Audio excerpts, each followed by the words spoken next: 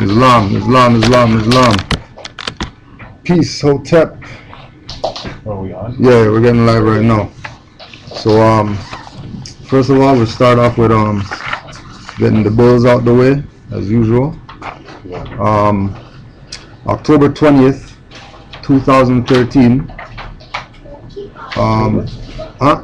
Yeah, October 20th, 2013. Centennial commemoration, 100 years of Moorish science. The Moorish Divine and National Movement presents We Are a Nation, the National Census and Registration Drive. Yeah, sick again today. I haven't been back, you know. Right, the National Census and Registration Drive. So some active Moors getting together. National Grand Sheikh Kenny Umar Bey, Grand Governor Jabbar Gaines Eel, B. Graham Bey, M. Kirkland Eel, and Centennial Director L. Austin Bey. They're putting together National Census and Registration Drive at the National Mall in Washington, D.C. Right? So the call's going out to all Moors, active, inactive, temple, whatever, to show unity, once and for all, you know, and present themselves at the National Census and Registration. So we're gonna try to get a bus or something like that or whatever, and try to take as much Moors as we could take out there. And then, you know, there's going to be Moors from all over the country at this thing, probably even all over the world when this starts getting out, right? So for information, you can contact Sister Austin Bey in the daytime, 202-696-0088, and in the evening, 202-725-2686. Right, so 202-696-0088, 202-725-2686. Right? And that's you'll probably see the flyer floating around for the National Census and Registration Drive. So if you are out there and you're Moorish American and all that, make sure you show support October 20th. Secondly, God Hop mixtape mixed by DJ Soul Messiah is out now. We're plugging this, not just cause it's probably one of the best mixtapes out there, but Iron Cheek's on it. So, you know, we gotta rep. We gotta do our little part. So make sure you contact Brother Soul Messiah. You can just Google him and he'll come up. God Hop mixtape, it'll come up. Download it, it's free, and get yourself some knowledge in hip hop. And it's a pretty good mixtape still. Yeah, it's pretty tight. Yeah. May 19th, 2013, 4 p.m. That's this Sunday at the first ever Moorish Science Temple of America, 1704 Eglinton Avenue West. We have a lecture by National Grand Sheikh Dawood Ali El. This is the Moor that nationalized myself in Mecca. And the name of the lecture is Islamism and the Rise and Return of the Moorish Empire. Right? So this is going to be, we already did a Skype lecture with Brother Dawood. This is going to be his third Skype lecture with us. And once again, all the active Moors, they do what they can to assist Canaanland. You know what I mean? Like, it's not even a question. As soon as we make the call, certain Moors that are game, they're on it, right? That wasn't last week's thing, was it? No, last week was oh yeah. And speaking about that, last week, big up to Brother Hakeem Bey. But last week we were supposed to do the Hakeem lecture, and we had some issues with the projector, so we rescheduled for January 9th, right? So January 9th? June 9th. So June 9th We got the rain date for Hakeem Bay, June 9th. June 16th, we got Taj Tariq Bay. June 16th? Yep. June 16th, Taj Tariq Bay. And June 23rd, Brother Jelani Bay. Right, and Brother Jelani Bay is going to be talking about agents and, infiltration in the Moorish movement. So we're going to back up a little bit. May 25th, for all the people that are in Mississauga, one of the brothers, one of the Moors who don't really come around, took it on himself to get a space at Meadowvale Community Center, and that's 6655 Glen Erin Drive in the Isaac Wiley Room. And that's going to be a conference, Moorish conference, Canaanland Moors Moorish conference. Who were you before 1492? Who are you today? And that's March 25th, 2013, 10 a.m. to 2 p.m. March? May. It's one of those ones. Yeah, May 25th. May 25th, 2013. Saturday, yeah, that's a Saturday. May 25th, 2013, 10 a.m. to 2 p.m. For info, you can contact Brother Darren L.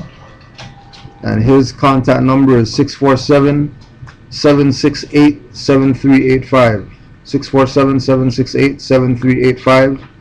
Meadowvale Community Center, 6655 Glen Erin Drive in the Isaac Wiley Room. What time is that? Sorry again? 10 a.m. to 2 p.m. So if you want, we do a carpool or something like that, meet up at the temple and just do a carpool and go to that. May 26th, the day after that, we have the second lecture with Brother Fonteas L. And that lecture is Emergency Preparedness, Dehydration, and the Way to Wealth. 26th of May, 2013, 4 p.m. Alright? So make sure you stay in tune. You already know, for people who aren't in Canaan land, majority of the stuff that we use, stream classes and all that, we always put on YouTube, so that people could have access to the information. And we don't play the charge people for information game. Alright?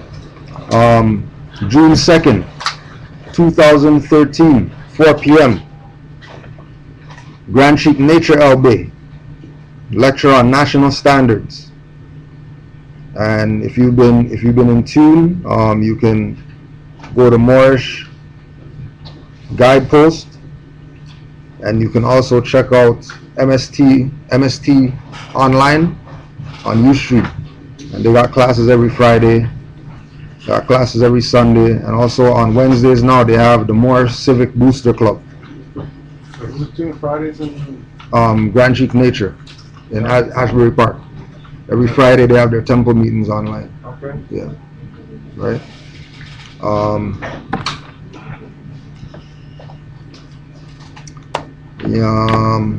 All right. So today's class is basically Black Codes,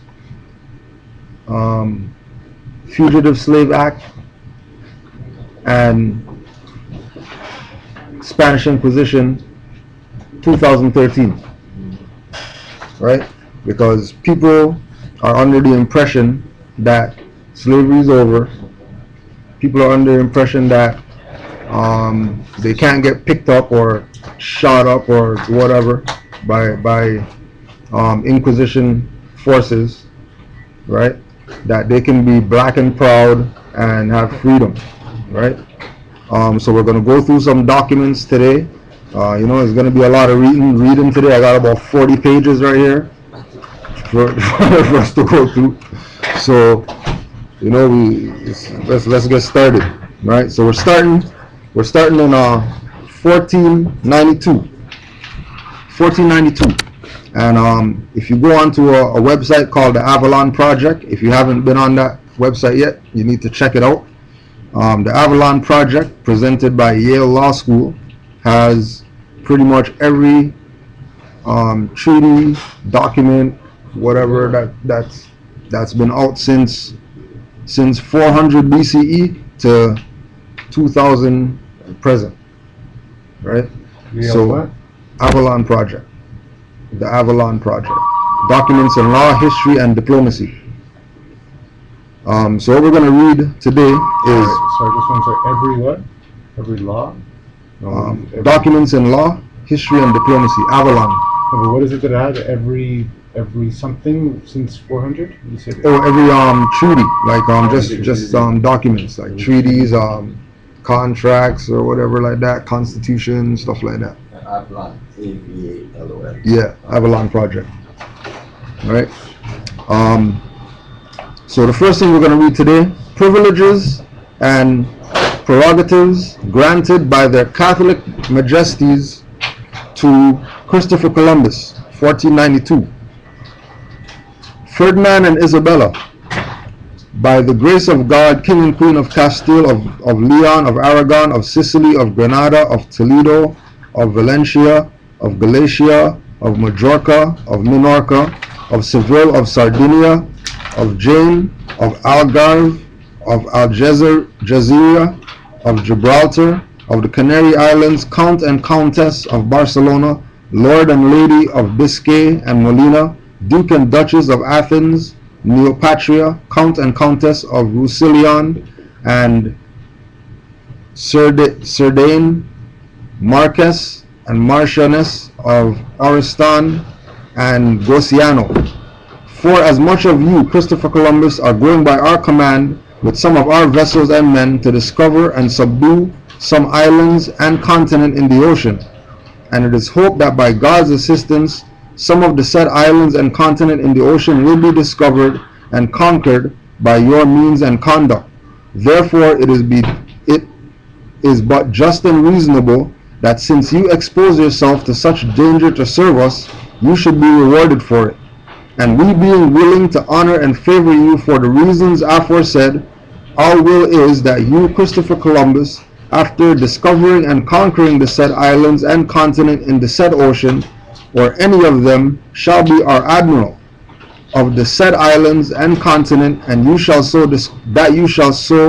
discover and conquer, and that you be our admiral, viceroy, and governor in them, and that for the future you may call and style yourself D. Christopher Columbus, and that your sons and successors in the said employment may call themselves dons, admirals, viceroys, and governors of them, and that you may exercise the office of admiral with the charge of viceroy and governor of the said islands and continent, which you and your lieutenant shall conquer, and freely decide all causes, civil and criminal, appertaining to the said employment of admiral, viceroy, and governor, as you shall think fit in justice, and as the admirals of our kingdom used to do, and that you have power to punish offenders, and you and your lieutenants exercise the employments of admiral, viceroy, and governor in all things belonging to the said offices, or any of them,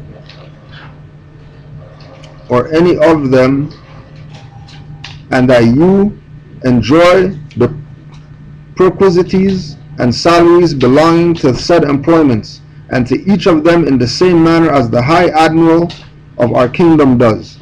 And by this our letter, or a copy of it signed by a public notary, we command Prince John, our most beloved son, the infants, dukes, prelates, marks, great masters and military orders, priors, commanderies, our counselors, judges, and other officers of justice whatsoever belonging to courts, chancery, constables of castles, strong houses, and others, and all corporations, bailiffs, governors, judges, commanders, sea officers, and the aldermen, common council officers, and good people of all cities, lands, and places in our kingdoms and dominions, and in those you shall conquer and subdue, and the captain, masters, mates, and other officers and sailors, our natural subjects now being, or that shall be from time to come, and any of them, that when you shall have discovered the said islands, the continent in the ocean, and you, or any that shall have your commission, shall have taken the usual oath in such cases, that they for the future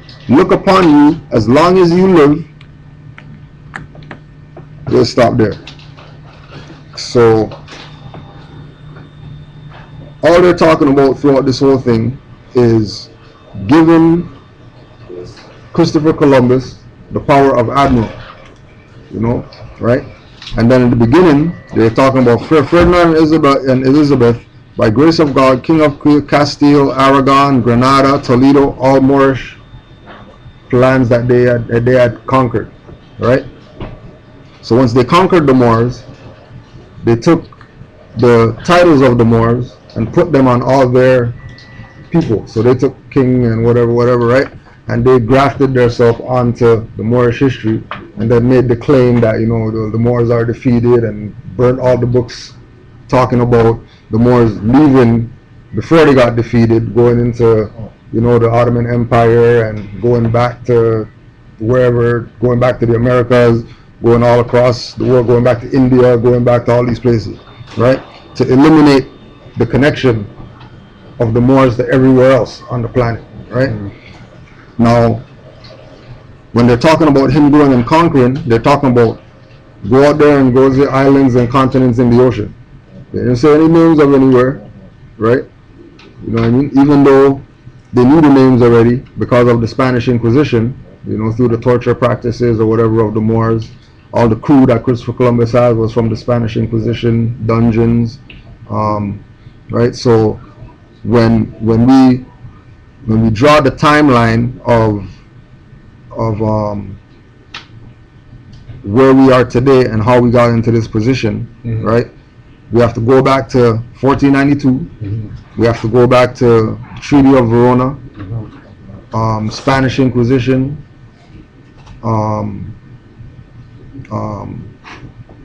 the wars between Carthage and Rome, right?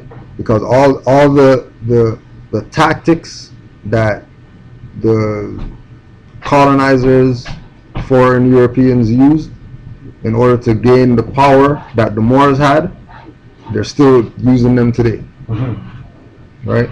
And they're using them today in order to continue to subjugate the Moors, but now they're subjugating the Moors under labels that they've adopted, opposed to subjugating them as Moors to get them out of a position, right? Like, we're already out the position, right? So now they're just pretty much carrying out, they're just carrying out the practices under the guise of, licensing and passporting and, what I mean? All these things, right? So when we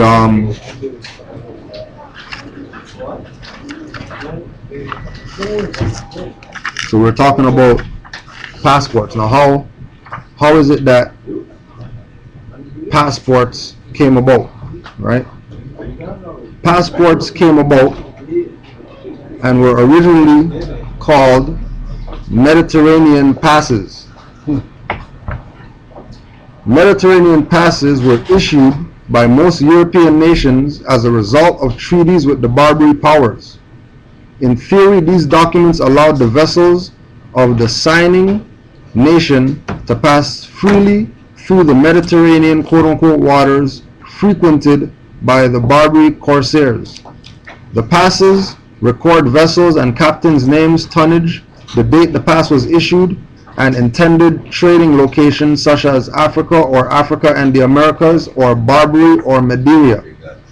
And then you can get a book called The Mediterranean Passes in the Public Records Office by David Richardson. So The Mediterranean Passes in the Public Records Office, and that's by David Richardson.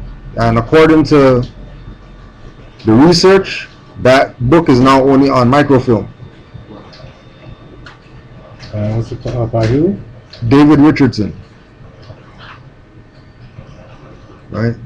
From the time of the founding of the American Republic in 1776 to the final Barbary War in 1815, the United States contended with piracy and privateering conducted by the four so-called Barbary powers of North Africa: Algiers, Tunis, Tripoli, Morocco. These quote-unquote petty Mohammedan despots, in the words of the historian Henry Adams, extracted millions of dollars in tribute from the United States and European powers, even as they held hundreds of Americans hostage, enslaving many, killing some, and releasing others. The Barbary pirates were in fact privateers sponsored by the despots with the blessing of the Ottoman Empire, itself the beneficiary of the handsome tributes from the Barbary powers.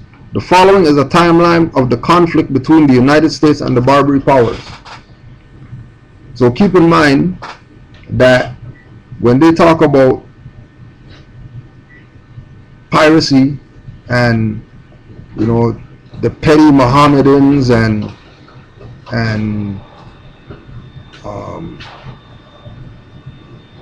us extracting millions of dollars, they always call the extracting of millions of dollars tribute, right? Who are the Barbarians? The Barbary powers are the Moors that were in control of the oceans at that time. Who are they extracted from? From the Europeans. Oh, I see. From the Europeans of the United States. Of the United States, that were starting to sail back and forth, and you know, or right now, what is tribute? So remember, keyword is the Barbary, the petty Mohammedans extracted millions of dollars through piracy, is what the claim is, right? But we look up tribute in Black's Law Dictionary. Tribute, a contribution which is raised by a prince or a sovereign from his subjects to sustain the expenses of the state. A sum of money paid by an inferior sovereign or state to a superior potentate to secure the friendship or protection of the latter. Right? So the tribute was money paid to secure friendship. Right? Now why are they going around trying to secure friendship or protection? Because the Europeans had their own infight. That's why they came over here in the first place, because they were infighting. So in order for them to be able to leave over there and come over here, they paid the Moors tribute to protect them while they were on the waters coming over here, so they don't get chased by their own. Right? And then that turned into us being the pirates on the seas and whatever, right? So we could even say that you know, the ones that left, they sort of were playing, they were really allies with the people that they were saying that they're trying to escape from, right? In order to tell the story later that we were the pirates on the seas harassing them, right? And once again, because it's saying tribute, right? Tribute is specific. When they say tribute, you already know that it wasn't any, you know, Moors trying to rob them. They were actually paying, and tribute also could be considered taxes. As well, right? So the form of taxation, right? Taxation, right? Without representation, because we were just taxing them just because, you know, we just wanted to exercise our powers, right? So being that, you know, we, speaking about taxes, one of the Moors told me today that they just passed a thing about rain tax in Maryland. So just do research on that. Yeah, rain tax. His teacher was talking about it in class today. Rain tax. That when the rain falls on your house, if a certain amount of rain falls or whatever, then they can tax you because that's free water. Right. That's where they're going with it. Right? Rain tax. Right?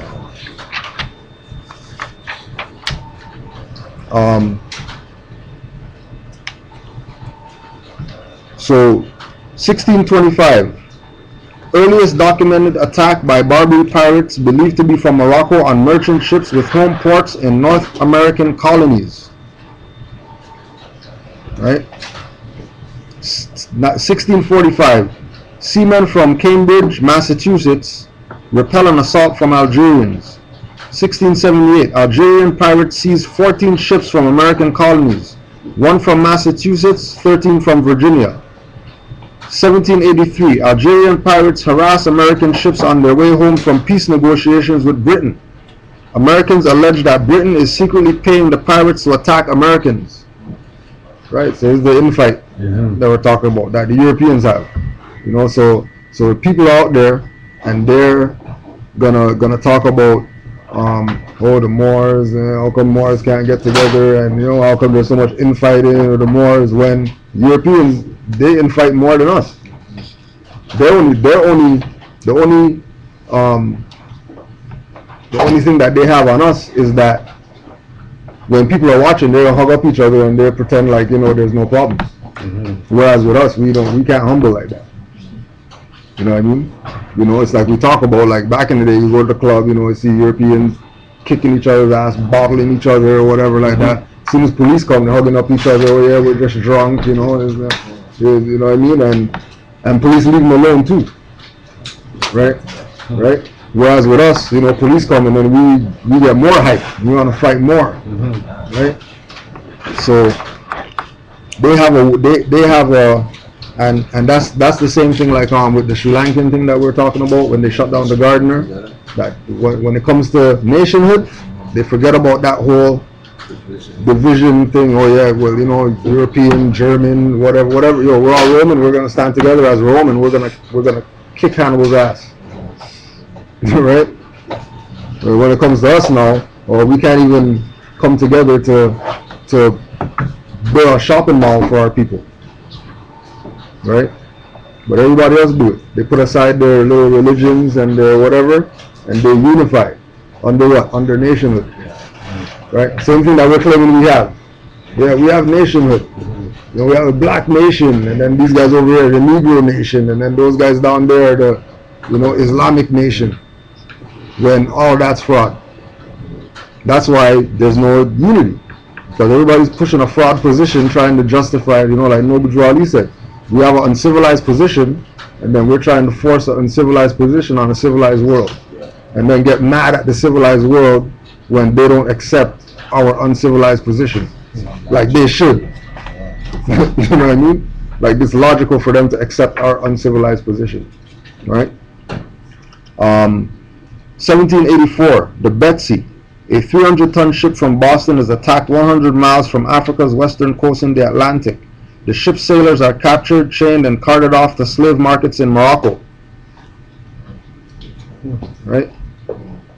So that's the part of, the black history that they don't want. They already know that, we were kidnapping them. And we were the masters before they were the masters. Right? And we would take their men, put them in slavery, and we would take their women and put them in the harem. Right? And then all that's coming back right now, why we're our women are in whatever situation that they're in, and all our men are locked up, and it seems like but it's all karma. Right? It's all stuff just coming back to us. It's all stuff coming back to us. Right? For what we did to them first. Right? 1785, the Dauphin and the Maria are captured by Algerians. Their 21 crewmen chained and paraded before jeering crowds on their way to the Algerian leader, or Dey, who reportedly spits on them and says, "Now I have got you, you Christian dogs, you shall eat stones." This is how some of the Moors were dealing with some of these Europeans. I like that. Right? This is how they were dealing with them. Right? 1789, the U.S. Constitution is adopted, driven by the founders' realization that a stronger central government with the power to raise a national military was necessary It was in part inspired by the need to respond more effectively to the Barbary Wars. In an indirect sense, wrote the historian Thomas Bailey, the brutal Dey of Algiers was a founding father of the Constitution. On December 1st, 1789, the 9th President of the United States, George Washington, this is like documented facts, Look at that. right? This is documented facts. Anybody who does research or whatever would know. The 9th President, right?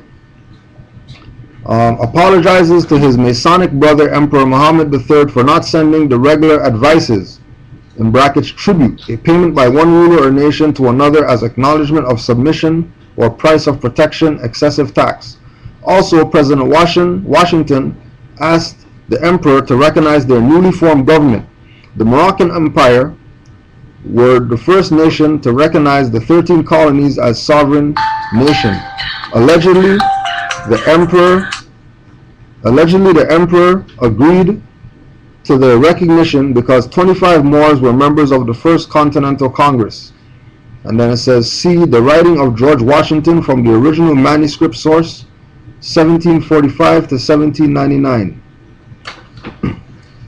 December 1790, Thomas Jefferson, as George Washington's Secretary of State, recommends the Congress declare war on the pirates. The Senate rejects the call, earmarking $140,000 instead of ransom payments. 1794, President George Washington signs a bill authorizing $688,000 to build 6 frigates, adequate for the protection of the commerce of the United States against Algerian corsairs. The Barbary pirates, in other words, had led to the birth of the U.S. Navy. And then that's why the U.S. Navy has their song, from the halls of Montezuma, the shores of Tripoli, and they're talking about being right, talking about protecting their self and protecting their land and keeping their honor, against the Barbary pirates, right? Now, 1775, right? Canada was founded in 1865, they tell us, right? Yeah. All right. So 1775, Journals of the Continental Congress, May 29th, 1775, letter to the inhabitants of Canada.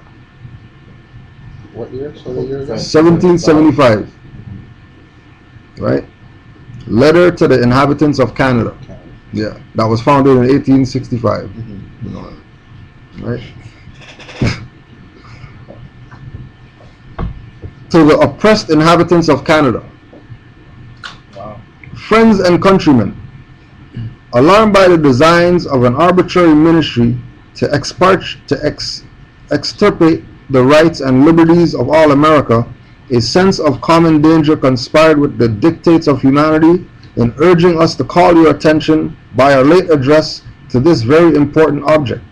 Since the conclusion of the late war, we have been happy in considering you as fellow subjects, and from the commencement of the present plan for subjugating the continent, we have viewed you as fellow sufferers with us, as we were both entitled to the bounty of an indulgent Creator to freedom, and being both devoted by the cruel edicts of despotic administration to common ruin, we perceive the fate of the Protestant and the Catholic colonies to be strongly linked together, and therefore invite you to join with us in resolving to be free and in rejecting with disdain the fetters of slavery, however artfully polished. We most sincerely condole with you on the arrival of that day, in the course of which the sun could not shine on a single free man in all your extensive dominion. Be assured that your unmerited degradation has engaged the most unfeigned pity of our sister colonies, and we flatter ourselves you will not, by tamely bearing the yoke, suffer that pity to be supplanted by contempt. When hardy attempts are made to deprive men of rights bestowed by the Almighty, when avenues are cut through the most solemn compacts for the admission of despotism, when the plighted faith of government ceases to give security to loyal, dutiful subjects, and when the insidious stratagems and maneuvers of peace become more terrible than the sanguinary operations of war, it is high time for them to assert those rights and with honest indignation oppose the torrent of oppression rushing in upon them. Right? So they're saying as soon as your rights start getting abused, it's time for you to stand up for those rights. Not sit back and march, picket, complain. Right? It's stand up time. Right? Get up, stand up for real. Right? By the introduction of your present form of government, or rather present form of tyranny, you and your wives and your children are made slaves. You have nothing that you can call your own, and all the fruits of your labor and industry may be taken from you, whenever an avaricious governor and a rapacious council may incline to demand them. You are liable by their edicts to be transported into foreign countries, to fight battles in which you have no interest, and to spill your blood in conflicts from which neither honor nor emolument can be derived. Nay, the enjoyment of your very religion on the present system depends on a legislature in which you have no share and over which you have no control, and your priests are exposed to expulsion, banishment, and ruin whenever their wealth and possessions furnish sufficient temptation. They cannot be sure that a various prince will always fill the throne, and should a wicked or careless king concur with a wicked ministry in extracting the treasure and strength of your country, it is impossible to conceive to which variety and to what extremes of wretchedness you may under the present establishment be reduced. We are informed you have already been called upon to waste your lives in a contest with us. Should you comply in this instant, assent to your new establishment, and a war break out with France, your wealth and your sons may be sent to perish in expeditions against their islands in the West Indies. It cannot be presumed that these considerations will have no weight with you, or that you are so lost to all sense of honor. We can never believe that the present race of Canadians are so degenerated as to possess neither the spirit, the gallantry, nor the courage of their ancestors. You're not talking about Europeans. I know. Right. You certainly will not permit the infamy and disgrace of such pusillanimity, pusillanimity, to rest on your own heads, and the consequences of it on your own children forever. We, for our parts, are determined to live free, or not at all. Come back again to standing up for rights. Lay down in front of the tank for your rights. Right? The taking the fort and military stores at Ticonderoga and Crown Point, and the armed vessels on the lake, was dictated by the great law of self-preservation. They were intended to annoy us, and to cut off that friendly intercourse and communication which has hitherto subsisted between you and us. We hope it has given you no uneasiness, and you may rely on our assurances that these colonies will pursue no measures whatsoever, but such as friendship and a regard for our mutual safety and interests may suggest. That's why every time president gets inaugurated, his first trip is come here. His first trip is always come visit the Prime Minister of Canada. Now Mexico. Right? As our concern for your welfare entitles us to your friendship, we presume you will not, by doing us injury, reduce us to the disagreeable necessity of treating you as enemies. We yet entertain hopes of your uniting with us in the defense of our common liberty, and there is yet reason to believe that we should join in imploring the attention of our sovereign to the unmerited and unparalleled oppressions of his American subjects. He will at length be deceived and forbid a licentious ministry any longer to riot the ruins of the rights of mankind. Ordered that the above letter be signed by the President. Ordered that Mr. John Dickinson, Mr. Thomas Mifflin be a committee to get the letter translated into the French language and have 1,000 copies of it so translated, printed in order to be sent to Canada and dispersed among the inhabitants there. Not amongst the Canadian people but the inhabitants, right? Indigenous people, right? 1853, treaty with Comanche, Kiowa, and Apache. Articles of a treaty made and concluded at Fort Atkinson in the Indian Territory of the United States of America. Right? So that's how they lost all their stuff. By signing their name to treaties that say that they're Indian. Even though the title of the treaty would say the actual tribe, throughout the document, and all this stuff that we're reading is on Avalon Project. Right? Like they're just pages and pages and pages of just documents, all types of documents. Right? Is it like the leaders of the tribe that's singing them out by signing those treaties? Right. Yeah. Yeah. Because that was one of the, comes back to the same thing with United States getting their recognition. It had to be the head. Yeah. Right? It had to be the head to do it. Also too, when we were reading the Christopher Columbus letter, and it was talking about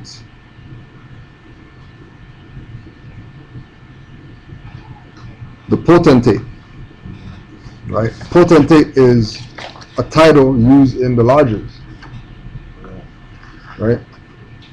Right?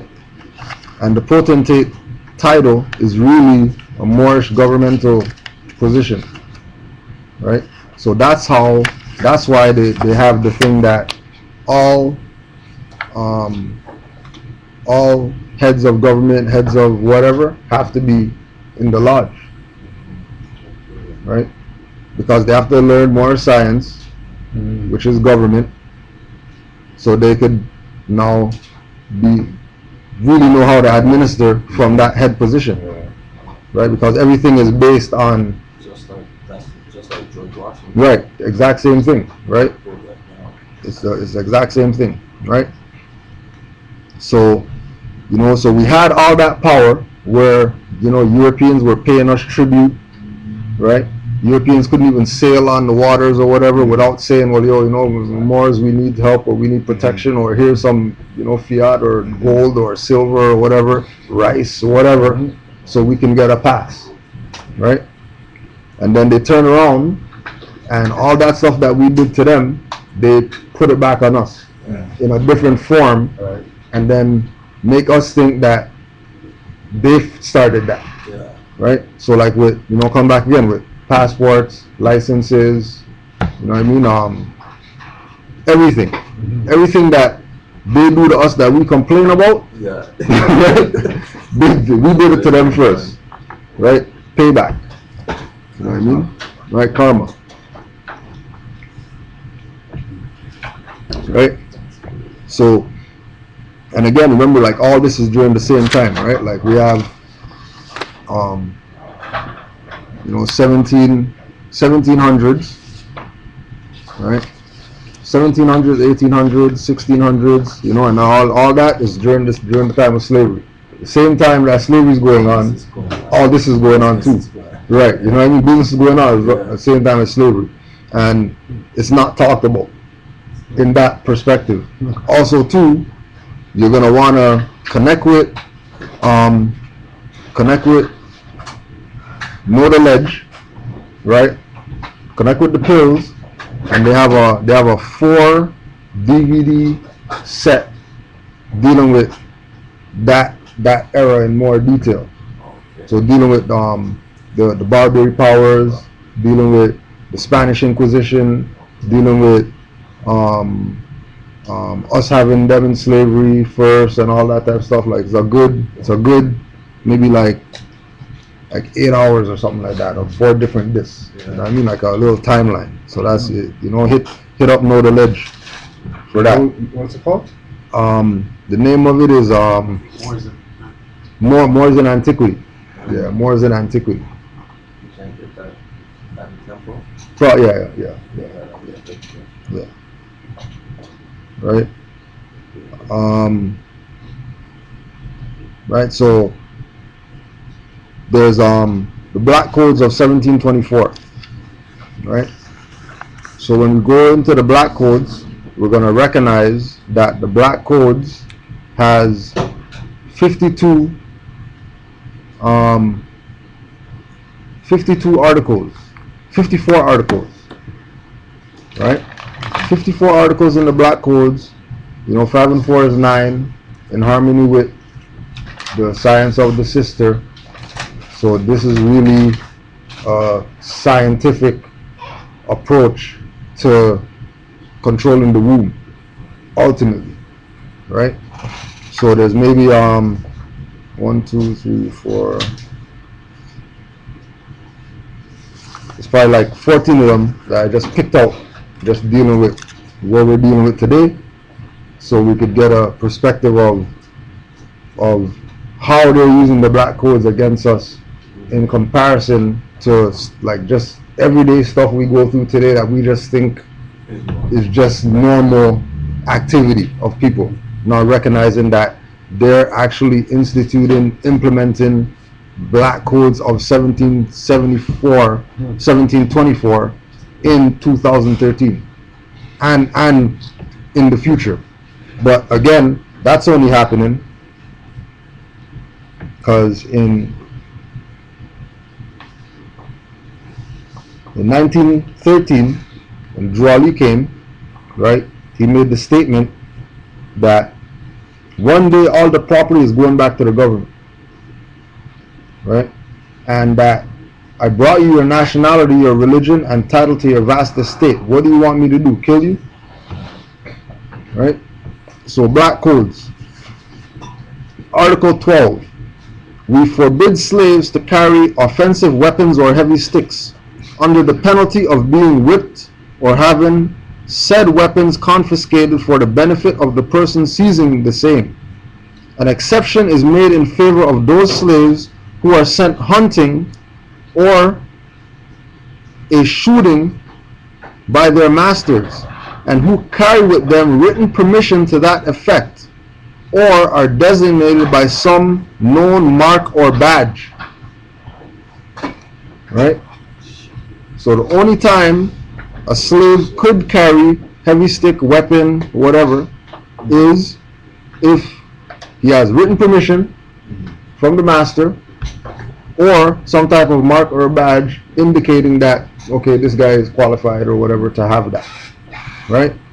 So the written permission would be today application form that we go fill out or whatever to have license, SIM card, health card, whatever, right? And in order for you to get the pass, you just show that card and then they give you free health care if you have that little thing, right? If you you know, brothers are gonna get 5 to 10 years packing a gun, stick a badge on him, and now he can carry a gun, walk around with it. You know what I mean? Even as long as he's following. As long as he's following the codes, right?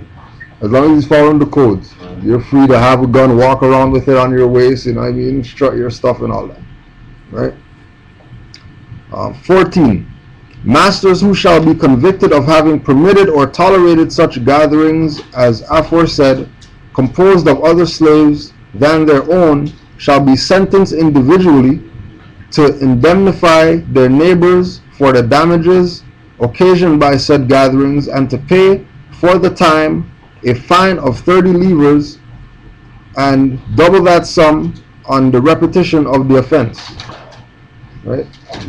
So this is like, you know, when you have those people who are, for example, with CAS, You have the people who work against CS, and they'll take the side of family whose child got whatever, and then you hear in the news that they're ostracized and they're ridiculed and all that because they're standing up for this parent who abuses their child when CS is going to take that same child and put them into a home with some rapist or whatever. Yeah. Right? And they're not going to talk about that, but they're going to talk about this person who's backing the family that's suing them for 50 million.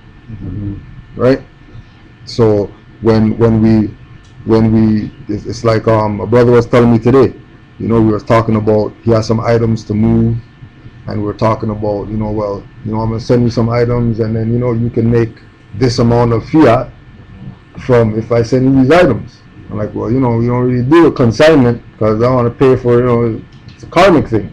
If you have something, I want to pay for it, and then we'll sell it to make whatever. You know what I mean? Or how about sell it to me dirt cheap so that way we'll make whatever. So we said, okay, how about we just barter them? Because we already know that our people, support our own stuff. But Europeans, they'll put money down, hands down, for, African, black, whatever stuff. They'll pay, always, right? Like they'll pay, they'll fund, right? But when it comes to our people, right, funding their own freedom, they're not going to put money to that. They'll put money to their enslavement before they put money to their own freedom. Right? 20. Slaves who shall not be properly fed, clad, and provided for by their masters may give information thereof to the Attorney General of the Superior Council, or to all the other officers of justice of an inferior jurisdiction, and may put the written exposition of their wrongs into their hands, upon which information, and even ex officio, should the information come from another quarter, the Attorney General shall prosecute the said masters without charging any cost to the complainants. That is our will, that this regulation be observed in all accusations for crimes or barbarous and inhumane treatment brought by slaves against their masters. So the idea of like how they show lynching pictures and all that stuff, right? All those slaves who saw slave master lynch could have went to the Attorney General, made a complaint, and then the Attorney General is supposed to prosecute those slave masters for branding, for whatever type of treatment, right? But that was the whole point of that severe punishment, to scare them from even going and saying anything or whatever, right? To begin with, right? And then secondly, that's our first 222 tips. Right? Where you can be anonymous or whatever, you don't have to say your name, just dial this number, and then you tell us about that neighbor of yours or whatever that's beating their children, because you heard something through the wall, you heard a child scream out, so abuse must be going on over there if child screaming out, right? Or the snitch, if you will, right? 27. The slave who, having struck his master, his mistress, or husband of his mistress, or their children, shall have produced a bruise or shedding of blood in the face, shall suffer capital punishment. 32. The runaway slave, who shall continue to be so for 1 month from the day of his being denounced to the officers of justice, shall have his ears cut off, and shall be branded with the fleur-de-lis on the shoulder. And on a second offense of the same nature, persisted in during 1 month from the day of being denounced, he shall be hamstrung, and be marked with the fleur-de-lis on the other shoulder. On the third offense, he shall suffer death. Right? What's with the fleur? Yeah. What's with the fleur? Why they keep branding them with that particular? There's something about that? Yeah, that I guess that's just the insignia of the.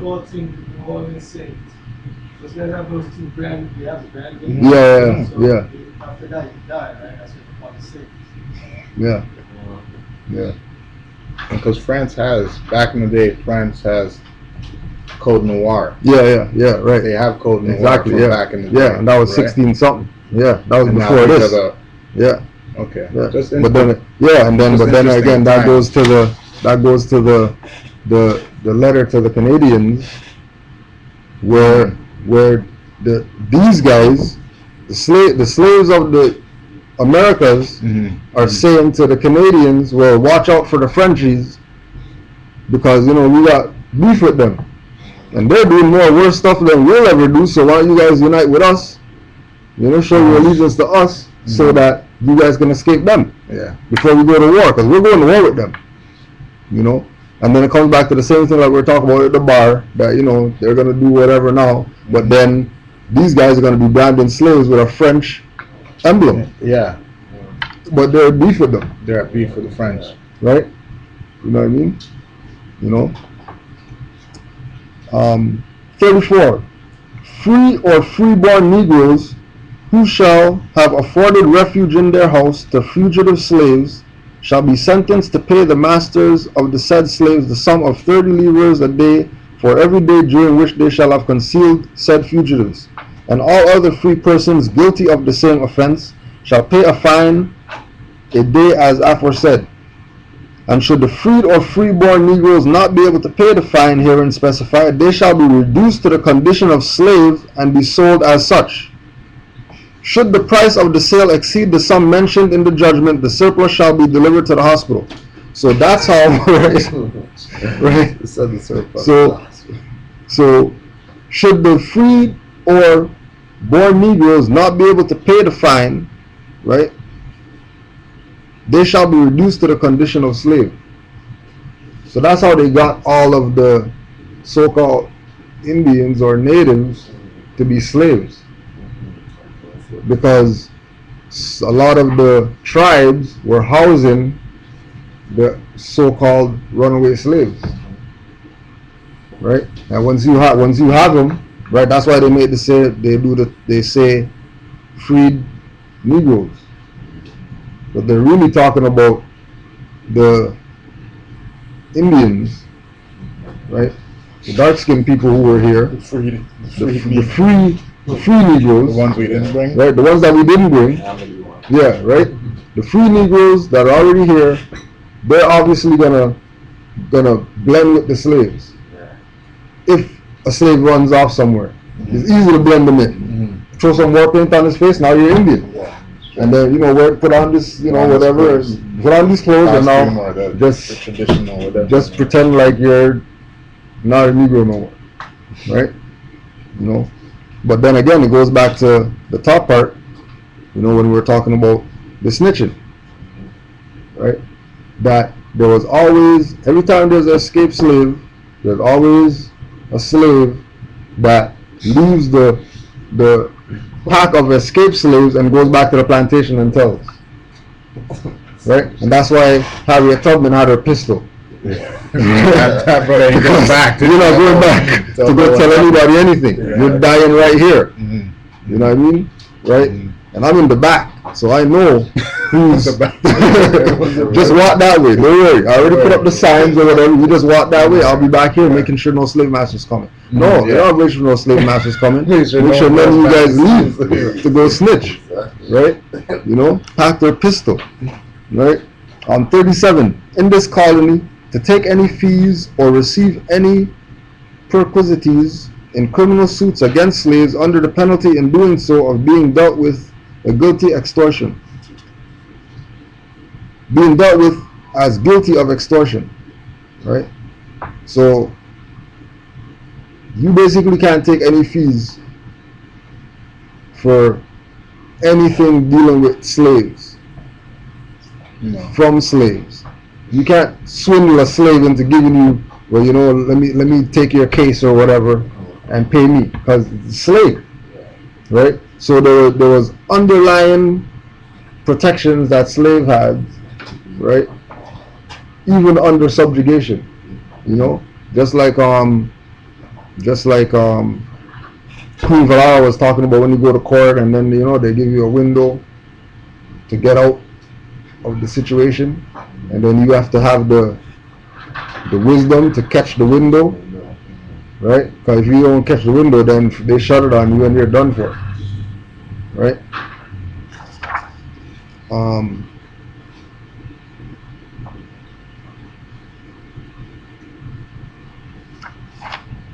Well, that's the Christian Black Codes. You just go, Christian Black Code. right?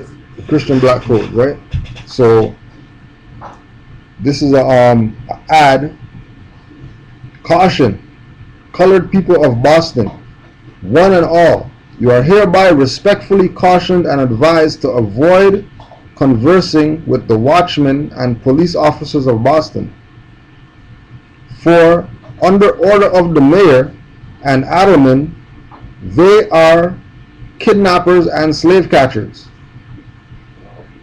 Right?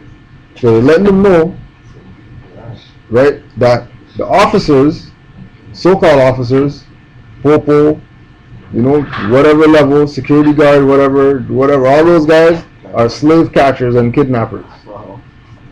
Right? And then when we play it right into today, right? Ultimately, that's what they're doing. Because majority of the people who they're going after are people who look like us, that have no nationality, so you're stateless, so you're an outlaw. And if you're an outlaw and you have no nationality, then obviously you're a slave.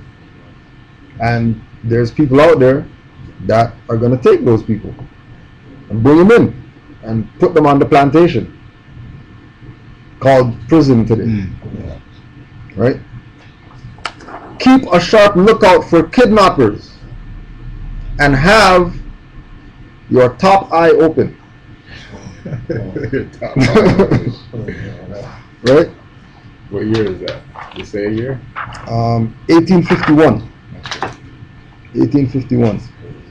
Where's Boston? Boston. Right? Now the reason why we brought up the slave catcher, This FBI woman, right, or this woman here, is I for, heard of not too long ago. yeah, is for Asada. Right? Asada Shakur, now she's on the FBI's most wanted list or whatever, right? First woman on the First top woman 10. on the top 10, and you know she's like she's the biggest slave they want to catch right now. Right? She's the biggest slave they want to catch right now. Hurts them, they Right. can't find her. Yeah. They can't Right. get that one. And they're doing whatever they can to try to get her. But you know, again, it comes down to jurisdiction, because they can't go to Cuba and go pick up nobody and do nothing. Right? Stuff. Right? Can't happen. Right? But that also is part of the Fugitive Slave Acts. Okay. Right? So not only did they have Christian Black codes to make sure that they can govern how we deal with these, you know, wandering, stateless Negroes, right? We're also going to implement a Fugitive Slave Act, because logically, logically, nobody in their right mind is going to stay in slavery. Right?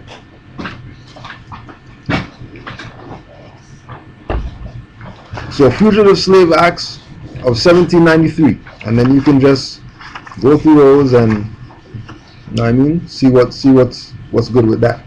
Right? Fugitive Slave Acts. Right? Just to read a quote, J.L. Alcorn letter to Elihu Washburn, June 29th, 1868. Can it be possible that the northern people have made the Negro free, but to be returned the slave of society, to bear in such slavery the vindictive resentments that the satraps of Davis maintain today toward the people of the North? Better 1,000 times for the Negro that the government should return him to the custody of the original owner, where he would have a master to look after his well-being, than that his neck should be placed under the heel of a society vindictive toward him because he is free. Right? So again, coming down to dealing with the admittance, right? The admittance that in the north you were free up here, right? In the north you were free. You could come here and slavery's over when you come here. Even if there's people that had slaves here and whatever, you joined the actual Aboriginal inhabitants when you come here, right? And it's key when you look at Drawley coming here, trying to establish here, right? When you look at Harriet Tubman and Sitting Bull came to Canada. coming up here, Sitting Bull came right? to Canada. Everything has to do with the French having this guise that this is their jurisdiction, right? You know what I mean? But then all they have is Quebec, Yeah. and then Quebec sovereign, and then Quebec they only speak French there, but they're not friends with the French. They consider themselves Independent. They don't consider themselves we're part of the French. They Part of just Europe. speak French there, right? So the majority of the Christian Black Codes and Fugitive Slave Acts had to do with this unfortunate news from last week with Brother Malcolm Shabazz getting assassinated. Where was he? Which state and city? Huh? Which state and city? That he got assassinated in? Mexico, Really? right? Mexico. Mexico City. So, first thing, He lived and worked? no, he was just there. Well, I mean, who knows if he was there? Oh, Nobody even know if he was there. They could have just put the body there. We don't know if he was there, Exactly. right? That could just be where the story is going, Mexico right? sounds alright. Yeah, because People are just going. I know people that's Mexican, so-called, and they know about Malcolm X. Right? It's not like It's not like they don't know. Yeah, like everybody knows about Malcolm X, and everybody honors him, and nobody's really I on. think one of his good friends got Right. deported to Mexico. Right, for real, Yeah. right? So there was some information that since brothers are the ancestors now, right? We might as well put the stuff out there, so it's clear of what's really going on, the underlying tone, right? So this is dialogue between me and Brother Shabazz on Facebook, right? When did he get assassinated? Last week, Thursday. Well, that's when they said they found the body or whatever. When was the last time anyone heard from him? Who knows? That's information only those people have. And only if they come out like. So where was he sort of live most of the time? I don't know. He was Right now, around now he was moving. Like, he was moving. He was going all over the place. He was touring. He was even here. He came here even 2 times. See? He's getting hot. You know what I mean? He was touring, Okay. just going around putting information out. You know what I mean? Just doing what his granddad did, but on a broader scale. Right? Incidentally, it was said that he did not burn the apartment. He did not remove it. Right? Yeah. That he didn't do. Yeah. That was also considered. Right? So this is some of the dialogue. So we'll just go through a little bit of this, and then there was a couple articles, and then some statements that he made that are clear that a conspiracy is going on. You know what I'm saying? It's not just two Mexicans killed him or whatever, right? Like we all know that, right? So this was in October, right? So Kudro, Hotep, peace, Islam. Malcolm Shabazz, peace. Kudro, This is humbling. Respect your humbleness to reply. You're filling some big shoes. Pleasure to meet you. Thank you for the kind words. I am Grand Sheik of the Moorish Temple in Canada, Toronto specifically, and we do Skype lectures all the time. We bring people here. We brought, etc., etc. We want to get critical info to our people so they can start thinking for themselves. His question: are you a traveling man? Not through the lodge, but I am a son of my mother and I am Moorish American. I'm free.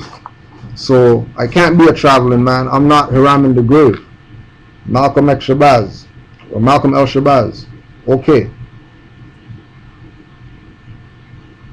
My website is malcolmshabazz.blogspot.com.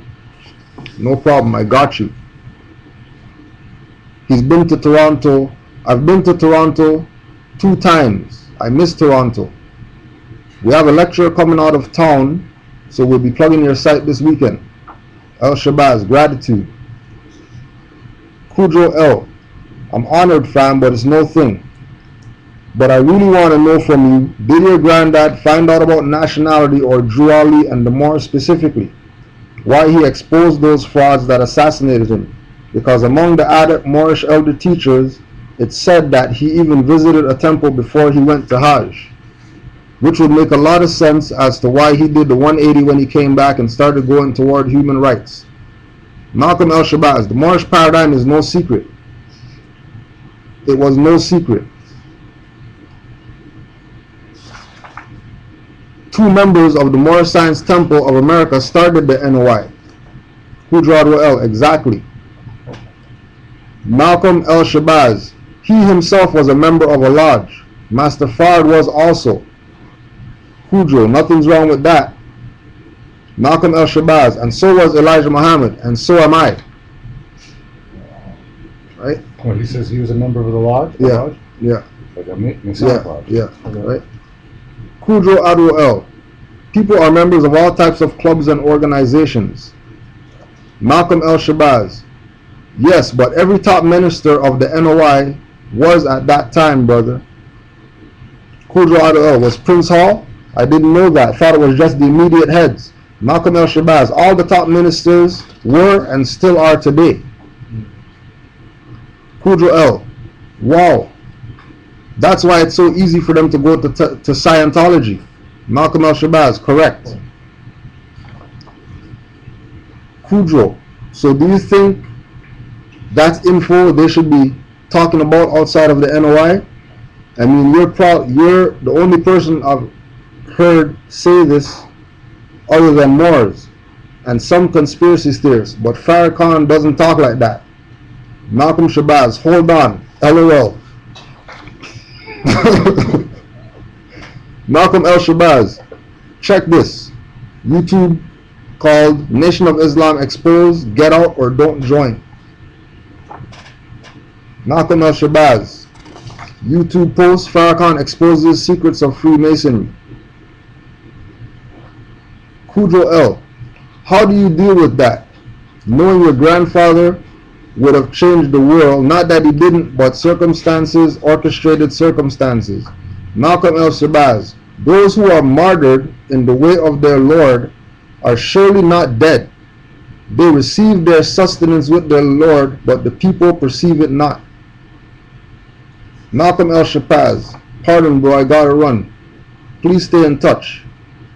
Kudro L, I will safe travels. And then that was the last, right?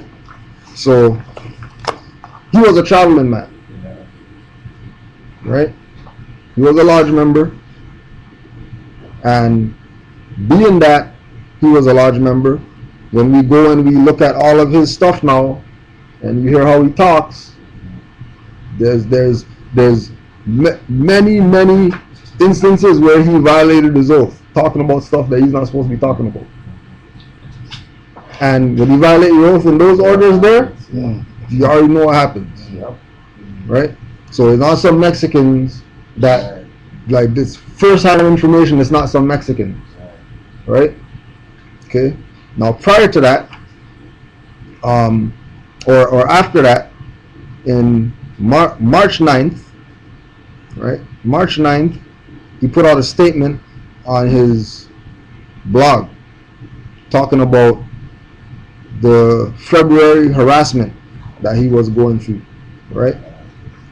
You know, so you can just go to the blog, and then when you read through the blog, you'll see, you know, what he was dealing with, right? Now, 2 months later, May 9th, he's assassinated, right? News comes out now that he was so-called left crumpled in the gutter after an ill-fated visit to a seedy club in the rough part of Mexico City. The grandson of murdered U.S. civil rights leader Malcolm X lay dying engulfed in a stench of sewage and blaring cacophony of mariachi music. Right? Now keep in mind, Who's Malcolm X's son? grandson. Grandson. Right? Keep in mind the photo shoot that he did. He did this photo shoot where he took all these pictures and remade all these pictures of Malcolm X. Right? Alhaj Malik Shabazz. All the pictures, like all the pictures that we know that are out there, we did them. Right? With him That's a big playing the role. Yeah, that's a big statement. huge statement. That's Because he actually looks like him in a lot of the pictures. You swear that it was Malcolm X 2013 that you're looking at, wow. right? Right? Majority of them, right? That one, Yeah. right? You know what I mean? The young version. You know, he looked like the young X, right? And then this was the one that did it, I think. This one did it. When you saw this one, you know now if we look at it from two sides, if we look at it from the side of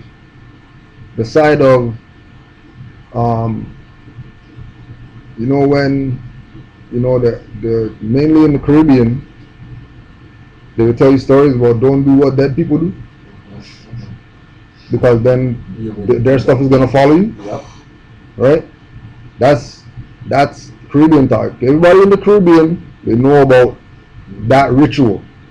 That you don't do what people who are dead did, because their stuff is gonna follow you. Their spirit's gonna attach to you, and the same thing that happened to you is gonna happen. The same thing that happened to them is gonna happen to you. Right?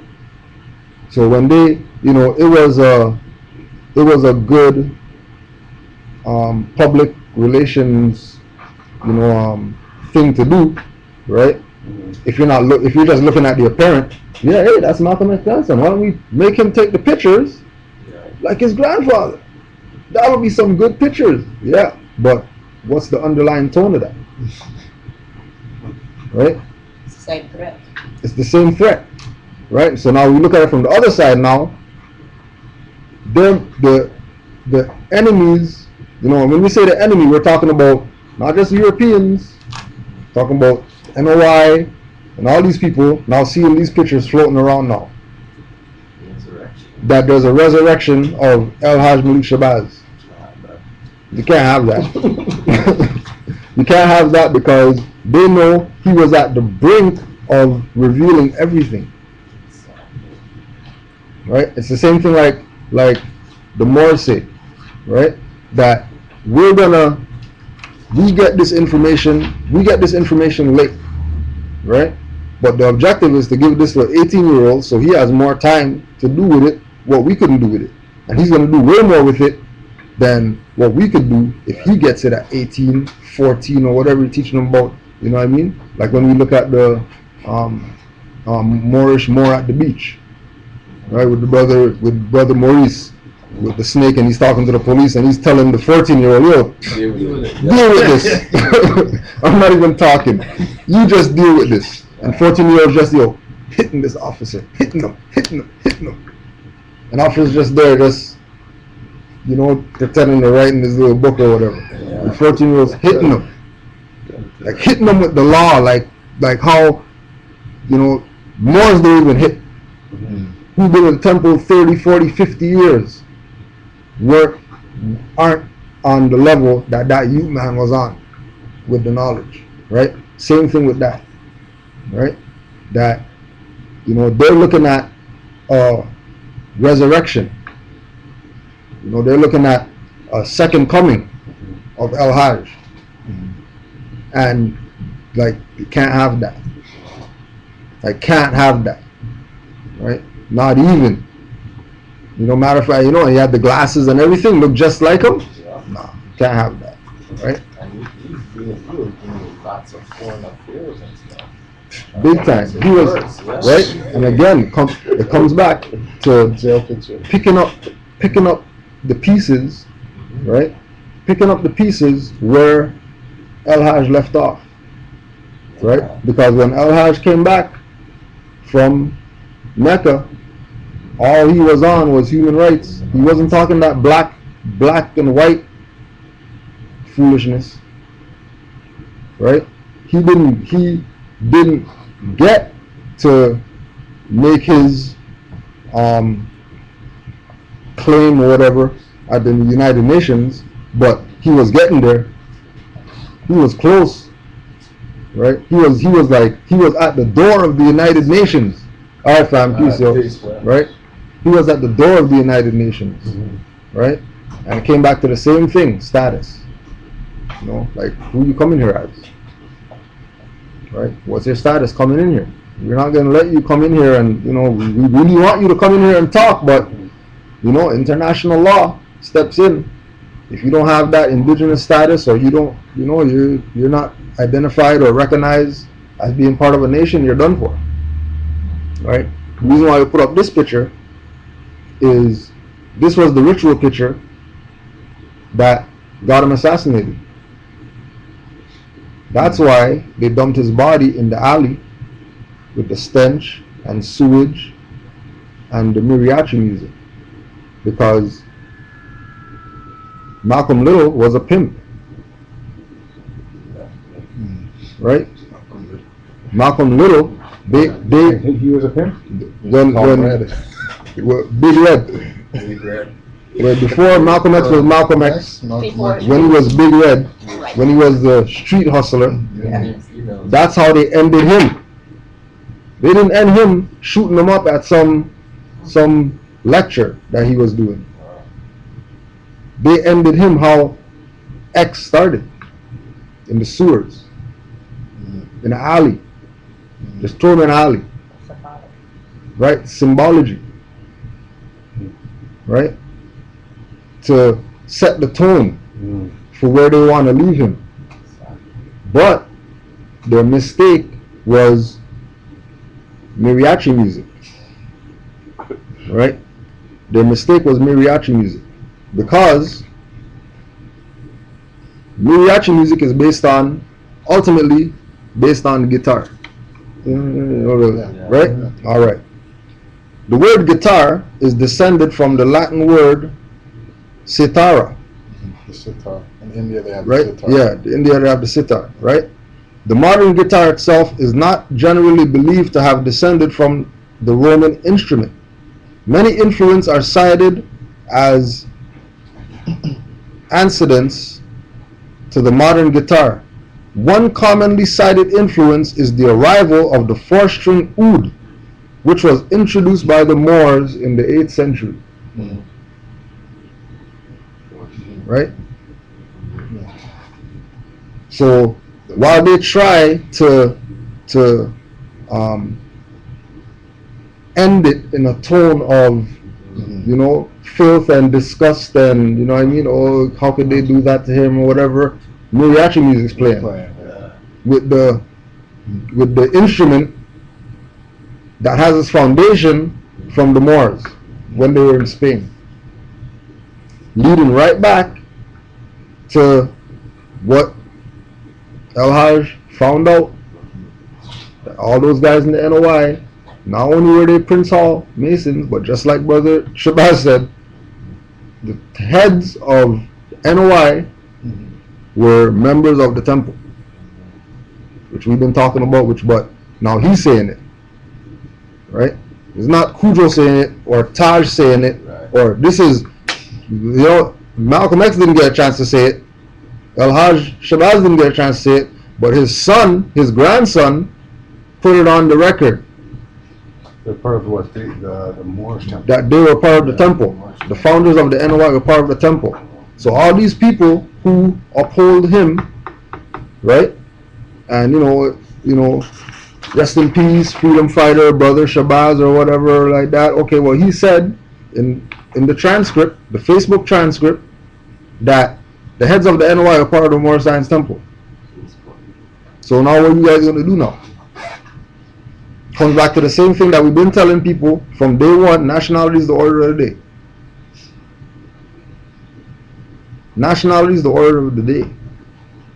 And it's verified now by somebody who's connected to one of the most, if not the most prominent member of the Nation of Islam, that all those guys have nationality cards. So what's the excuse now not to proclaim your nationality? Because if you don't proclaim your nationality, trust me, you're gonna be rest in peace freedom fighter, because they are eliminating conscious black people. Go listen to all this stuff, all the black people stuff that he talks about. Black people need this or whatever. Black people need that. This is a warning. This is a message to the so-called Negro, black, colored people. Christian black codes, Spanish Inquisition, King Alfred Plan, Homeland Security, FEMA coffins is in full effect right now. Nationality is the order of the day. You're going to end up like your brother right here? Or you're going to proclaim your nationality and try to save yourself? Because these people aren't playing. When the story first came out, they said he was thrown off a building. Yeah. Somebody threw him off a roof. Then somebody shot him. He was robbed. Like the amount of stories that came out, right? Well, why is all these stories come out? Because he's stateless. Nobody can make a claim on him. So they're making the claim on him, and they're gonna make up whatever they make up. And they know dumb Negroes don't have no common sense or whatever. They don't play detective at all, so they never put the pieces together. They just go with the emotionalism. Or rest in peace, he's God now, honor him and whatever. Honor nothing. Just like Drew Ali said, I brought you your nationality, right? I brought you your nationality again, right? We go back again, just to put it on the record that, right? His Facebook name is Malcolm Shabazz. His Facebook name is not Malcolm Shabazz, how people call him in the news or whatever. His Facebook name was Malcolm Shabazz. Okay, because I'm wondering how come you have that. Right? Yeah. So he had a degree of information. Yeah. Plus, on his blog site, you heard of Gaspar Yanka, the revolutionary in Mexico? Right, yeah. So I went to check. I checked some YouTube clips and some information on Gaspar Yanka, Right. and he has his El Yanka on his tombstone. On his tombstone. Right. Right. And El Yanka he started the maroon colony in Mexico. Right? So they're letting you know. That's on the cover. Right. So they're putting it out there, right? They're putting it out there for, spiritually and ancestrally, right? They're putting it out there. Nationality is the order of the day, right? Quote Malcolm Shabazz: to change the world, change the condition within you. Don't look for the next Malcolm, MLK. Find it within yourself. What attracts you to a great individual is a mirror of what is in you. Right? And he made the statement that when he went to the Hajj, the most what he remembered most of when he went to the Hajj, what he remembered most about when he went to the Hajj is the sheep out there telling him to make sure he walks in the steps of his grandfather. Where's his grandfather at right now? What happened to his grandfather? Right? Now what happened to him? Right? And again, right? He went to Mecca to go get that message. So he goes to Mecca, and a man's giving him a message. Yeah, walk in the steps of your grandfather. No, your grandfather got shot up in a meeting by his own people. And let's just say Mexicans did do it. Mexicans are his people. Whether he got stabbed up, shot up, thrown off a roof, whatever, is irrelevant, right? Guaranteed that somebody that looks like him has a piece of this. Well, they always say that it's always your closest. It's always your right? Guy who will do in, right? Isn't it true that some Mexicans are his people, but not all of them? Because I'm sure you got the European aristocracy there too. For sure. You know, but that's more the mind state. Just like with our people, some of our people you don't want to touch with a 10-foot pole. No, because they are European. Because they have a European mindset. Well, that's exactly. Right? Yeah, or they have a black mindset. Yeah, right. You know, but really and truly, that's what it is. They do have a black mindset because black is pale. Yeah. So yeah, they do have a black mindset. Right. Another interesting point. There's an article online by Alison Samuels. Right. Now this is an excerpt from her article, just so we can see how deep that it went as far as the ritual around him is concerned, right? From the pictures, taking the pictures and all that, to the trumped up charges about him burning the house down and all that type of stuff, right? Killing his grandmother and all that, right? So, quote, this is Alison Samuels. Even when he was behind bars, young Malcolm had plans for a future he never doubted he'd have. Plans for college, world travel, and of making amends to those family members who hadn't been able to forgive him for the fire he set as a boy that took the life of the family's matriarch. By all accounts, he was well on his way. Enrolled at John Jay College, Malcolm frequently traveled the world to speak at universities and elsewhere about his grandfather and the responsibilities of a new generation, his generation, to give back and promote change.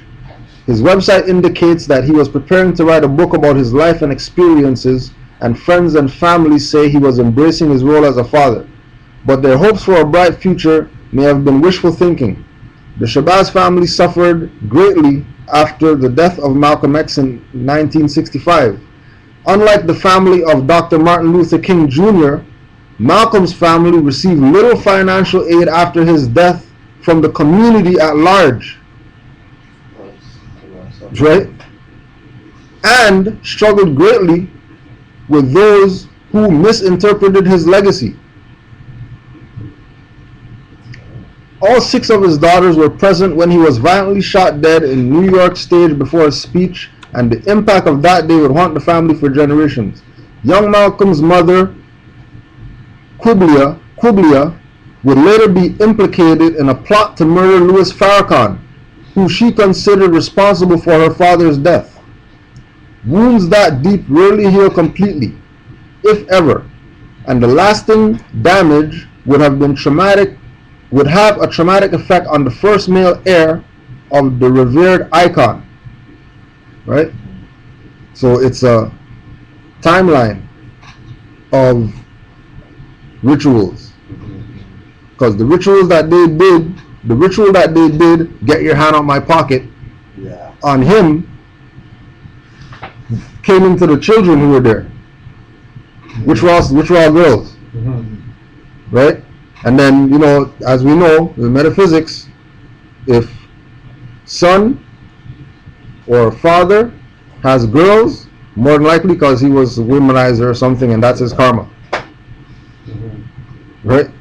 To have a girl. Yeah, to have girl children, right? And And only have girl children. you only have girl children, you know, and you know, we could go check Malcolm X's track record, and he was a womanizer. That's why you only had girl children, because that's your karma, right? I can't accept that. Right? It's funny. Again, But there are some if you women, check, though, if you who check do the, have only girl children Gr- who are not. granted, granted, but if you check the record, if we go out here right now and we go back, I know if I go back asking all the brothers in my high school that we went back to school with, they are girls. Right? Enough of them got girl children, right? Yeah, they might have a boy child too, right? But they got girl children for that exact same reason, right? And boy children come about not because the woman was whore or whatever, but boy children come about because of the power of that woman. Because to have a boy child is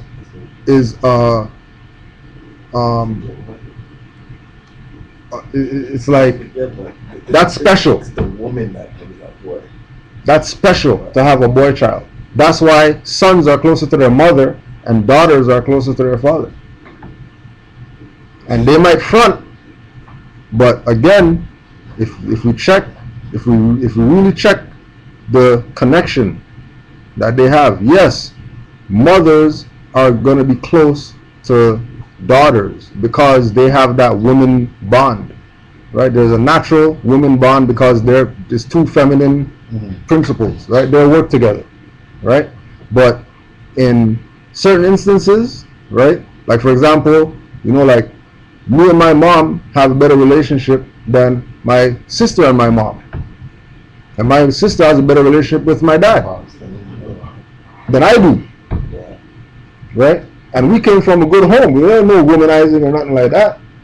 That's just what it was. That's just what the breakdown is. But to have a woman to have a son, a woman is naturally supposed to have a girl child. Because all she does is recreate herself. That's why there's more women on the planet than men. And that's a documented fact. That there's more women on the planet than men. Why? Because all women do is recreate themselves. Because that's easy. Because there's so many wars that men are fighting and so much other stuff. Men take more risks, you know, following out of treaties and claims. No, but we're talking about inception. We're not talking about men on the planet. Because women fall out of the trees too. I would they do, but they don't go up there as much. Right? Right? You know, women, you know, who was first? Eve was first. Right? Eve was first. Adam couldn't have been first. Impossibility. Right? You know, what came first? The chicken or the egg? Doesn't matter, because both of them are feminine. The egg is a womb, and the chicken is a female bird. Yeah, because the other one's a rooster. Right? Because the other one's a rooster. Right? So matriarch rules. Come back to the same thing. You know, apparently Malcolm burned down the house, killed the matriarch of the family. Yeah. Right? 6 daughters. One of the daughters right? want to go plot on Like, the next guy. Yeah. You know what I mean? And again, that's not nothing etched in stone or whatever, but it's just something, you know, something to put out there. Consider, man, I had 6 daughters. And his only heir, male heir, they assassinated. Why are you gonna assassinate a male heir? Why do you kill his daughters? If you want to pay him back. Yeah.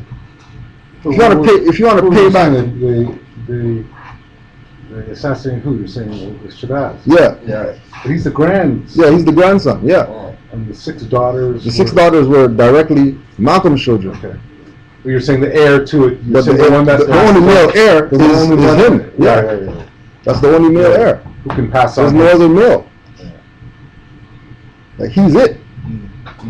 How come they didn't go after anybody else? right? Well, it seems to me that there's probably some issue with sort of how the energies get passed through the male heir, right? Right. Because in the end, the females are the ones who, in the end, are the ones carrying on.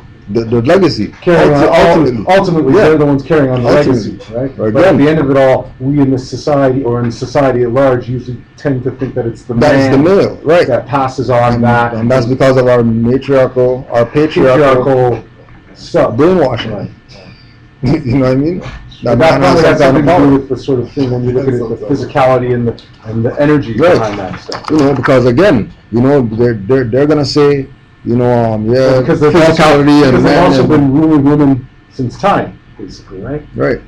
It's the man who's going to stand up and make or in the way we look at Now, this. okay, it's the but man who Brother makes- Fontes put it like this, right?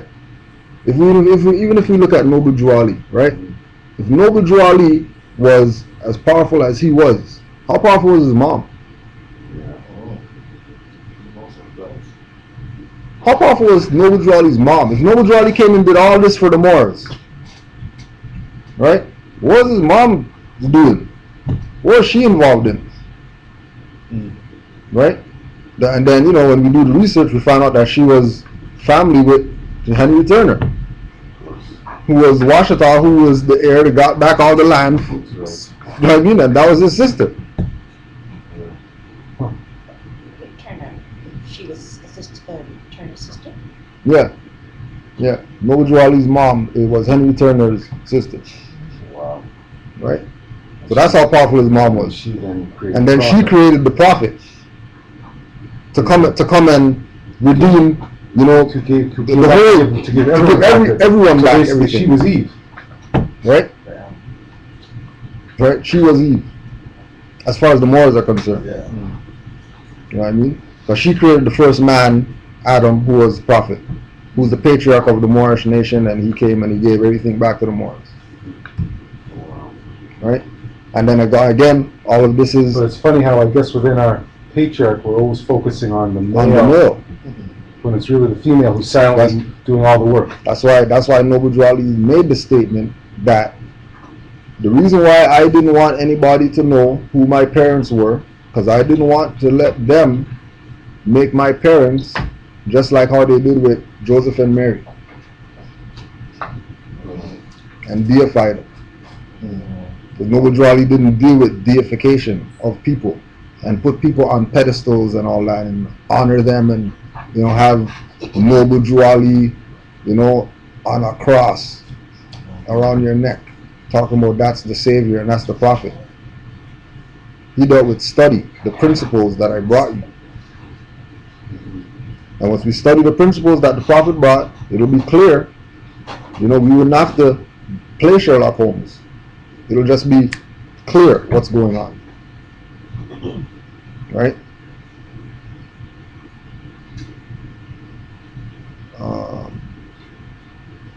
Wounds that deep rarely heal completely, if ever, and the lasting damage would have a traumatic effect on the first male heir of the revered icon.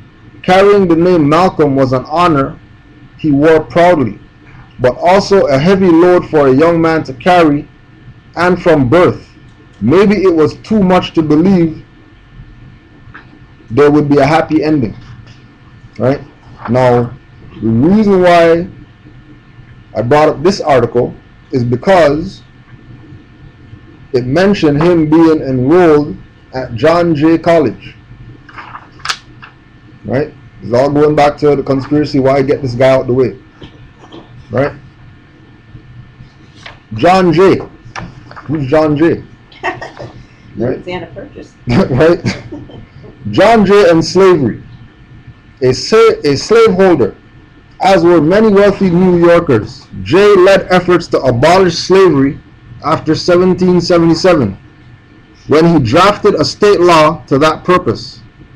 It failed to gain passage, as did a second abolition law in 1785. Jay was pushing at an open door.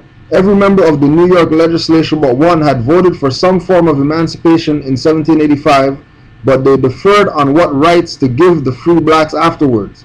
Aaron Burr both supported this bill and introduced the amendment calling for immediate abolition. Numerous slaveholders independently freed their slaves after the Revolution, but thousands were held in New York City especially. Jay was the founder and president of the New York Manumission Society in 1785, which organized boycotts against newspapers and merchants in the slave trade and provided legal counsel for free blacks claimed or kidnapped as slaves. As domestic demand rose, free blacks, especially children, are at risk for being kidnapped and sold into slavery. New York passed a law to aid free blacks kidnapped into slavery. The society helped enact the law in 1799 for gradual emancipation of slaves in New York in 1799. Right, so all that goes back to him being connected to El Haj, who was connected to the NOI, who all those guys had nationality cards, who El Haj found out they assassinated him before he can talk about it. His grandson comes up, talks to Cujo, talks about it, but all of them having nationality cards, which means all of them are Moors, and they're just fronting that the Islamic nation and all that crap, right? That has nothing to do with anything. All those guys are Moors. These are, again, I said, not age of Right. agents or whatever you call them, just people trying Exactly. to Trying to subvert the movement, right? While at the same time, the grandsons in John Jay College, who was one of Law the College, who's one of the founders. Law College, Who's one of the John Jay founders. Law College, Oh. who was the founder and president of New York Manumission Society, who in 1785 was organizing boycotts through newspapers, merchants or whatever, because people were involved in the slave trade and they were trying to push that as illegal. And eventually he would have came out and told all these people proclaim their nationality. Had to. Because he would have ran into a brick wall. Right. Like it would have got to that point. Well, that's the next natural. That's the next natural step, right? And if they're gonna wait for him to get to the age that El Haj got assassinated at before they assassinate him, then Well, he's ahead of the game, right? he's super ahead of the game because he was international. And this is the He's been all over the This is world the manifestation of what Noble Joe Ali says, which is teach the young so that they and can unborn, so they can change, right? The society helped enact the law in 1799 for gradual emancipation of slaves in New York in 1799, which Jay signed into law as governor. In 1799, the 1799 bill guaranteed no rights at all. The 1799 An Act for the Gradual Abolition of Slavery provided that from July 4th of that year, all children born to slave parents would be free, and that slave exports would be prohibited. These same children would be required to serve the mother's owner until age 28 for males and 25 for females, years beyond the typical period of indenture. The law thus defined a type of indentured servant while providing for eventual freedom for children born to slaves. All slaves were emancipated on July 4th, 1827. The process in New York may perhaps have been the largest total emancipation in North America before 1861. In the close of 1792 election, Jay's anti-slavery work was thought to hurt his election chances in upstate New York Dutch areas where slavery was still practiced. In 1794, in the process of negotiating the Jay Treaty with the British, Jay angered Southern slave owners when he dropped their demands for compensation for slaves who had been freed and transported by British to other areas after the Revolution. He had made a practice of buying slaves and freeing them as adults, after he judged their labors had been a reasonable return on their price. In 1798, he still owned 8 slaves, the year before the Emancipation Act was passed. Jay Treaty. Chief Justice of the United States John Jay, who had helped negotiate an end to the War of Independence and had been Secretary of Foreign Affairs under the Articles of Confederation, was selected to undertake a mission to London in 1794 to resolve outstanding issues between the United States and its old adversary. The most important problem with British retention of a string of small military posts in southwestern U.S. territory that London had explicitly agreed to vacate as part of the treaty in 1783. In addition, British hindrance of American trade and shipping was causing serious tensions between the two countries. Because Jay was a Federalist and considered pro-British, Jefferson's followers only reluctantly agreed to his mission. They were not amused when the U.S. envoy kissed the hand of the Queen when he was presented at court. In reality, Jay had little bargaining power in London. The British were at war with revolutionary France and little prone to compromise. Once they learned that the United States would not join a league of smaller European nations prepared to defend their neutrality by force of arms, the British realized they held all the cards. The only concessions Jay obtained was a surrender of the northern posts, already agreed to in 1783, and a commercial treaty with Great Britain that granted the United States most favored nation status but seriously restricted U.S. commercial access to British West Indies. All other outstanding issues, the Canadian main boundary, compensation for pre-revolutionary debts, and British seizures of American ships were to be resolved by arbitration. Jay even conceded that the British could seize U.S. goods bound for France if they paid them, and could confiscate without payment French goods on American ships. The treaty was immensely unpopular. Sir John Jay became one of the most hated Americans, damned and double damned, for carving into the British.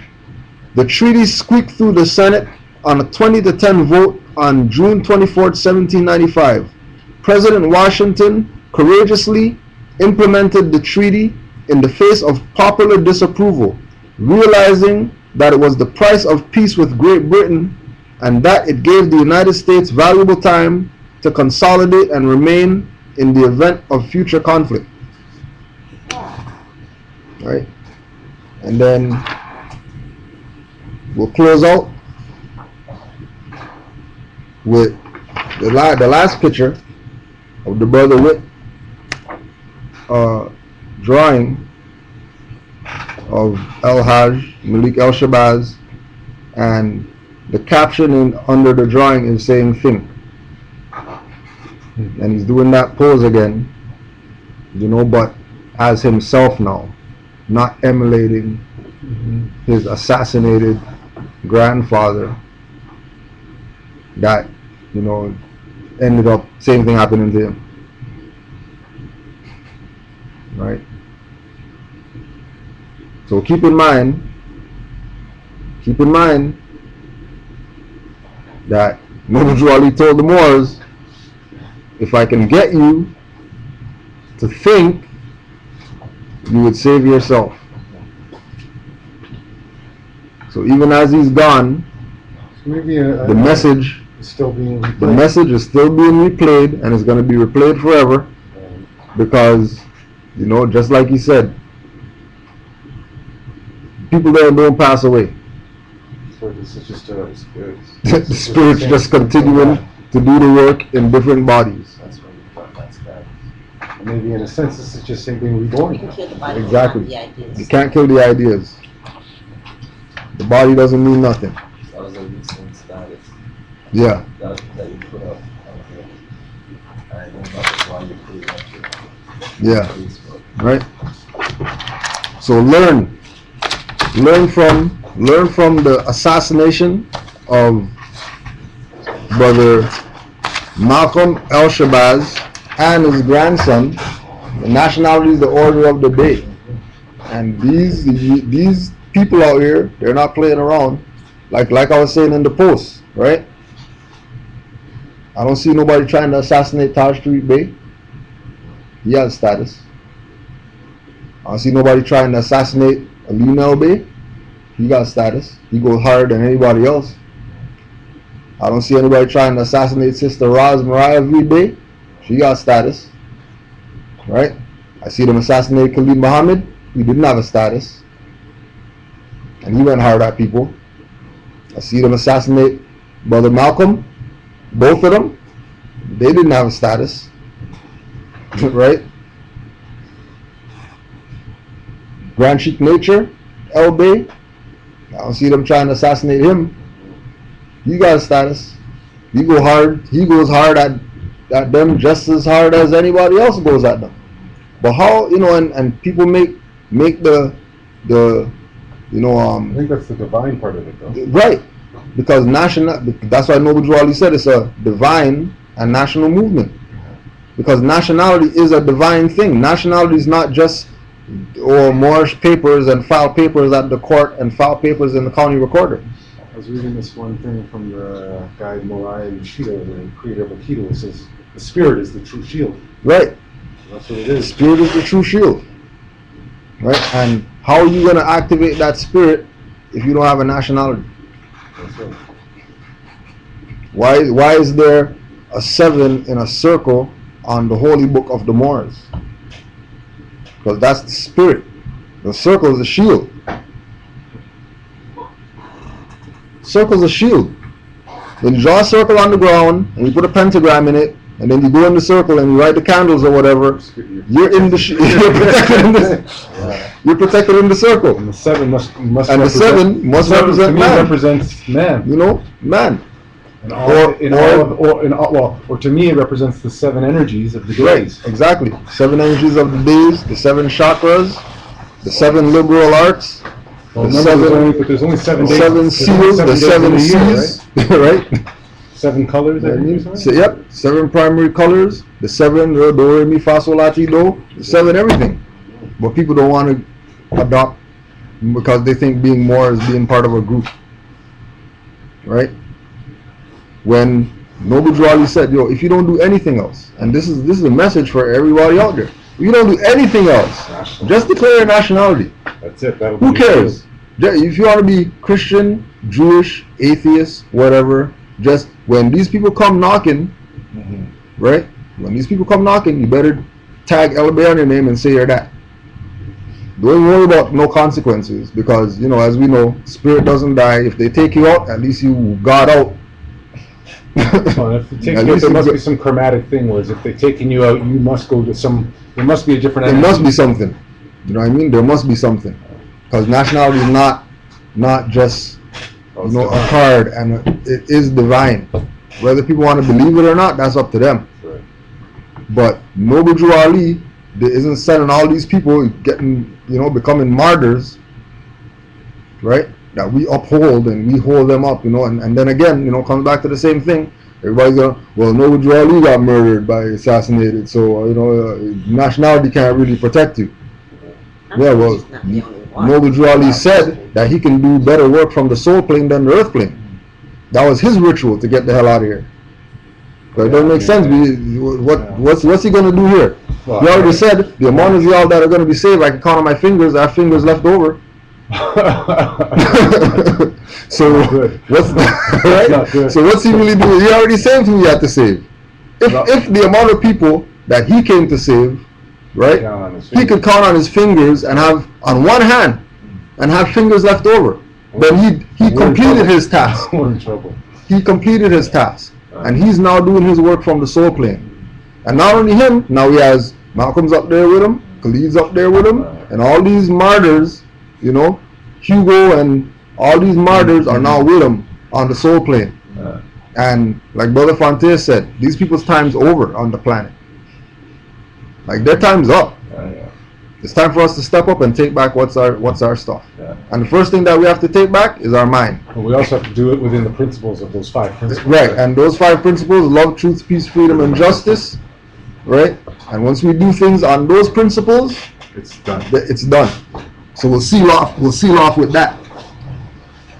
Islam to all the Moors online. We got a record number today. How We many? got 13 online today. 13? Yeah, right. Remember feminine principle, right? Right. 13. Right. And then we had what? 5 here. Right. And one 5 here and 1 sister here. That's right. Right. So still keeping it in line. So 5 on the left, 2 on the right. Allah, the Father of the universe. Allah, the Father of the universe. Father of love. Father of love. Truth. Peace. Freedom. And justice. And justice. Allah is my protector. Allah is my protector. My guide. My guide. And my salvation. And my salvation. By night. By night. And by day. And by day. Through his holy prophet. Through his holy prophet. Noble Drew Ali. Noble Drew Ali. Islam. Islam. Islam. Islam. Islam. Islam. And then remember, don't forget this Sunday, Grand Sheikh, National Grand Sheikh Daweed Ali El, Islamism and the rise of the Moorish Empire. The return and rise of the Moorish Empire. Islam, Moors, Hotep. Alright fam, peace. Alright, salute.